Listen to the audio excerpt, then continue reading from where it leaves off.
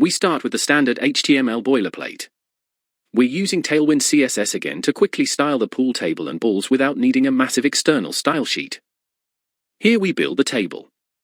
We use a green background, BG Green U700 for the felt and a thick brown border E Yellow Y900 for the wooden rails. We set position relative so we can position the balls absolutely inside it. We place our game pieces.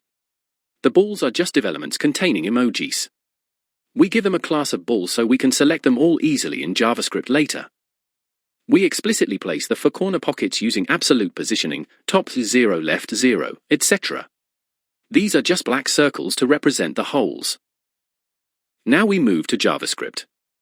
We define the physical constants of our world, table dimensions and ball size, and prepare an empty array ball data to hold the physics state of each ball.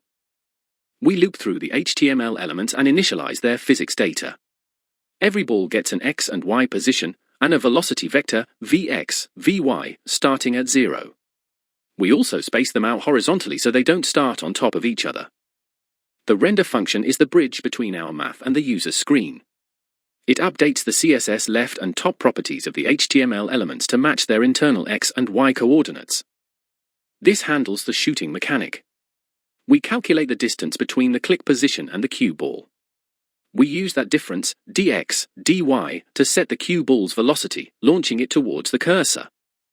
This is the physics loop. We add velocity to position to make the balls move. We also multiply velocity by 0.98 every frame. This simulates friction, the felt resistance, causing balls to slow down gradually. Here we check if a ball hits the rails. If it goes past the edge, we clamp it back inside and invert its velocity, Vx *= -1, making it bounce off the wall. This is the trickiest part, ball-to-ball collision. We calculate the distance between every pair of balls.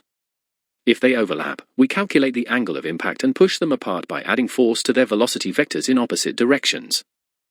Finally, we call render to draw the frame, and request animation frame to schedule the next frame, creating a smooth animation loop.